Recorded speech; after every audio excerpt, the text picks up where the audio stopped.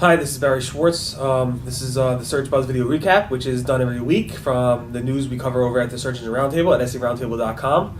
I got some feedback from my videos from Cam, the camera guy or cameraman on Twitter, basically saying that my head should be more to the top area, like over here on the video camera, and a little bit to the left, so it's in the top third quadrant at the intersection of those three lines. I'm not sure about how to do the white balance stuff, but maybe I'll play around with that later. That was another critique about the videos. So now you see me over here instead of over here. Supposedly supposed to make it more exciting. Anyway, we have a lot of things to cover, so we'll get right to it. Again, today is Friday, November 6th, and I hope you like the new me, which is over here instead of over here.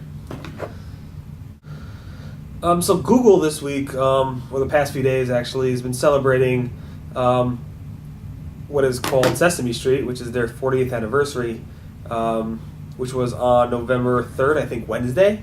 And they put up several logos, a lot of logos for the various different types of properties out there. This was the most popular one a lot of people saw on November 3rd or 4th, November 4th actually, on Wednesday.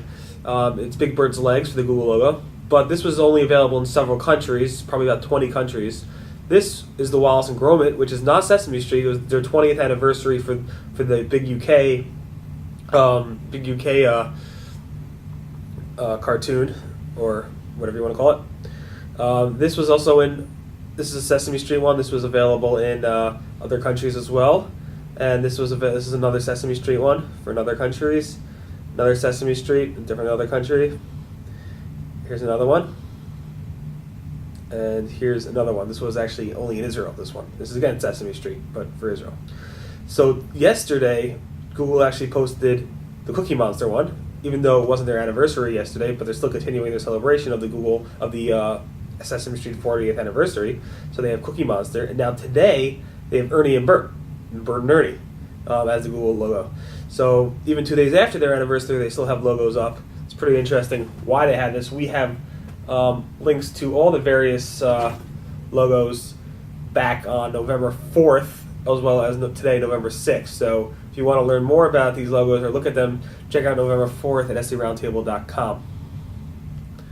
Speaking of logos, it was also Halloween, which was Saturday night, and Google had logos up as well. So if you see the Google logo, there's various for them. Actually clicked on it, it would change from this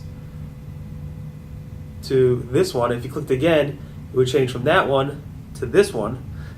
Obviously the candy is unwrapping now, and here's the candy all gone. That's the fourth click. And then when you finally clicked, it took you to a search result. Yahoo and AOL had very neat Flash logos. You can't really see them because they're Flash on my iPhone right now, so you can take a look at them on the blog itself. Here's the Bing look. Here's what Bing had. They had a nice theme up. Ask.com had a nice theme. This is Dog Piles.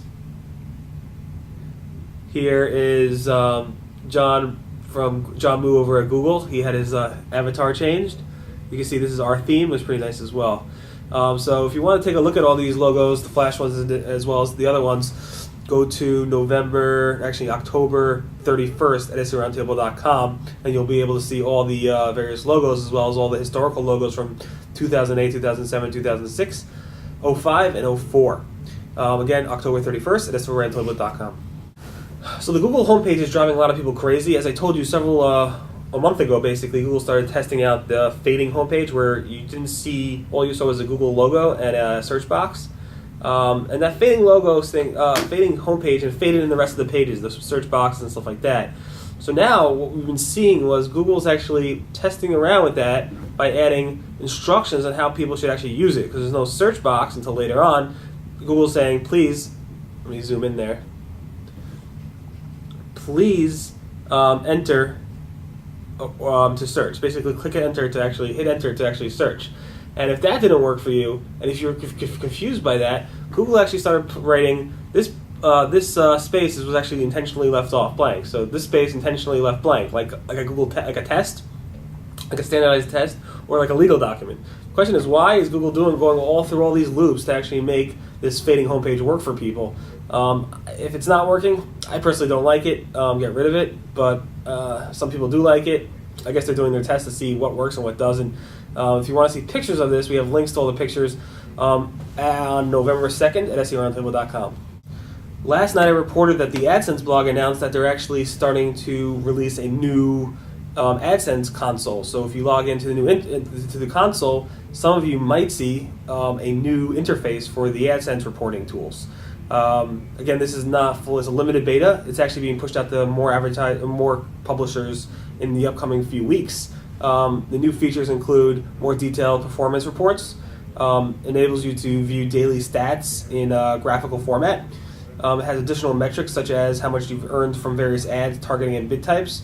It also gives you more options to manage the ads that appear on your site. It gives you a cleaner interface and makes it easier to review them within the Ad Review Center. It also streamlined the AdSense interface by to simply common tasks such as making changes to several ad units at one time. And they added more relevant help documentation as well as contextual help within the actual pages themselves. So if you want to see screenshots of the new interface, go to November 5th at SEOroundtable.com. We have some screenshots for you. In late September, I went off on a rant about how AdWords or Google was banning AdWords advertisers, and it was pretty much a mass banning. That thread is still very, very active at Webmaster World as well as the various AdWords forums. And Google has not come back in until yesterday to chime in again. And the thread has been going on for a really long time. It's about 14 pages deep or so, maybe more, at Webmaster World. And again, it started back in late September. We reported about it on the 2nd or 3rd of October. And it's still going on. So I said that when AdWords, Google AdWords Advisor actually came back to chime in. This was on a new thread, not on that thread. The thread was basically talking about how a $1 million affiliate or advertiser was banned from Google, and we wanted to know why. So AdWords Advisor, official Google rep, came in and said, we really do take these things seriously, even though they only have one post, one reply in this 15-page or so thread. And they're exploring, let me quote you, they're exploring what changes can be made to the way this is handled. That's what they said. They're exploring what changes can be made to the way this is handled. By this, maybe bans, I'm assuming that they want to maybe provide more communication, more clarity into why people are banned, why advertisers are banned, and how they could do what they could do to actually remove the ban. But it's just unclear right now. I do hope Google does an official blog post on the AdWords blog to let us know what's going on and what's going to change. Since it's the first week of November, we definitely have for you the Google Webmaster report for November 2009. It's based on a Webmaster thread that we cover every time. I have all the details on November 4th, but let me just go through the main points of that thread. People are noticing that Google is crawling deeper, discovering more pages and more links. The universal results are adding to and not subtracting to the number of results on a page. Hopefully that was clear. I'm not going to go into that more. Increase in crawl rates, notice in the Google Webmaster Tools statistics area. And some are talking about the Google Caffeine sandbox area, that's being rolled out to some data centers. And I also have all links to all the most important Google-related topics that affect SEOs on this thread. There's probably about 20 links or so here. So you probably want to take a look at this if you missed the month. Again, it's November 4th at SEOroundtable.com, and it's called the November 2009 Google Webmaster Report. Back in August, we reported that Google was testing site links for the AdWords results. The search ads were getting site links, basically little links directly under the ad. So now it's official. The AdWords blog announced it. It's only available for certain ads that meet the certain high quality threshold. And it's hopefully going to provide users with more options. You can create richer and more relevant ads that improve the value of your brand in terms of other targeting keywords, as Google said. To see if you have access to this, you have to go to the campaign settings tab in your AdWords console, click on show additional links to my site, and under there should be an ad extensions, and there you should be able to add these site links to your ads, and if your ad qualifies for the threshold, your ads will show site links. Big news for publishers. Last night, Inbal from the Google News team wrote that Google is phasing out the old sitemap file for news publishers in 6 months from today. you have to go ahead and update your sitemap, your news sitemap, in order to stay included in the Google News Index. The news sitemap has various changes to it. The actual Google News blog finally added information about a few hours later after the inbound post, and the main changes are that they add a publication label with a pull-down menu. They added news tags, so publication, genre, and access, like does it require a subscription or not, or registration or not. They added title tag features, and they also added more options to resubmit your sitemap to Google News. So you definitely want to take a look at this. We posted about this on November 5th at SEOroundtable.com. On the local front, big week for local SEOs. Google has updated their Google Maps quality listing guidelines, so their business listing quality guidelines have been updated. We have the old and the new version listed out in clear writing from previous cache. If you want to compare the two, between we have a post about it on November 3rd, and again we have the old version as well as the new version listed out for you guys to look at. This change has been made, I believe, on November 2nd and November 3rd. Again, to check it out, November 3rd at SEOroundtable.com. The big privacy or big news this week in terms of what the news is talking about in terms of Google was that Google has released a dashboard. Basically, the dashboard allows you to manage many, not all, but many of the Google properties, including Gmail, Calendar, Docs, Web History, Orkut, YouTube, Picasa, Talk, Reader, Alerts, Latitude, and many, many more Google properties, all in one Google dashboard, which it makes it easy for you to figure out how much Google knows about your life and how much privacy you have. But that's another topic. Again, if you want to learn more about this, November 5th at SEOroundtable.com, you can access this at google.com/dashboard. On November 4th, we reported that Google started adding page previews. This is something that Ask.com had with binoculars. A lot of different search engines had this feature, but back on recently, Google started adding this as a search option. So you go to search, you go to do a search, you open the search options at the top, and then you open up that, and you'll be able to see this page previews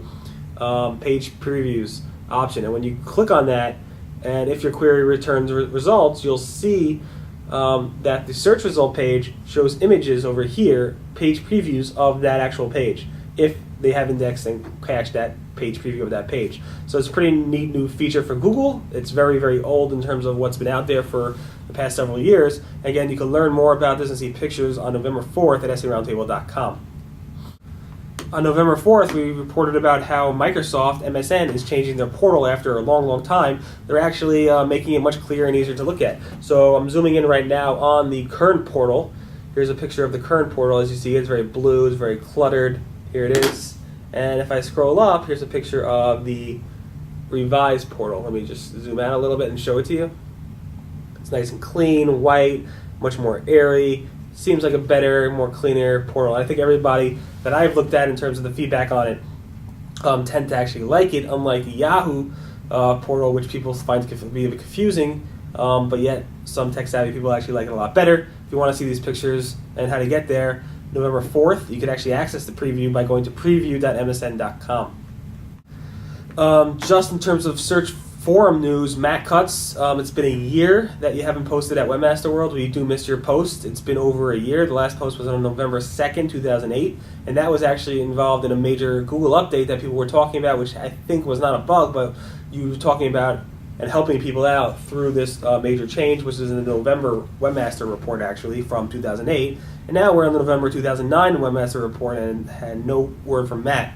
Obviously, you do provide a lot of quality links. I'm not saying you don't. You provide a lot of quality content on YouTube. You provide a lot of quality content on your blog and the forums and stuff like that. But Webmaster World seems to be where this whole concept of Webmaster and search rep communication has started. And it would be great to see that continue. Even if it's not you, if it's somebody else, that would be fine as well.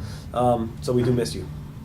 Talking about search forum news, Spin, the popular forum or social forum, or whatever you might call it, it has finally come out of beta.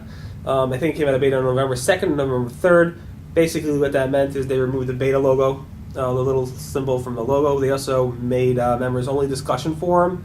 They added a live chat to the members-only section, members directory, top spinners, and member banners. So that's some of the features there. So we removed a lot of bugs and fixed a lot of things up. If you want to learn more about this new spin area, November 3rd at SEOroundtable.com. Finally, this coming week, Monday night, off to PubCon in Vegas.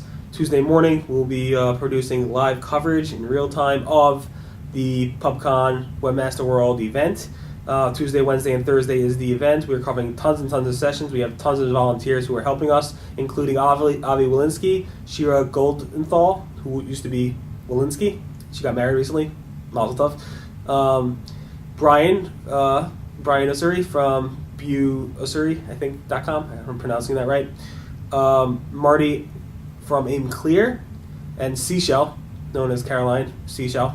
They're all helping with the live coverage. We're covering, again, tons of sessions using the Cover Live real-time communication tool. So if you are watching, you can actually comment with us, and we'll try and provide a very interactive approach. This is, I think, the fifth year? Yeah, the fifth year that we're actually covering PubCon in Vegas, and it's always a great show. We're looking forward to it.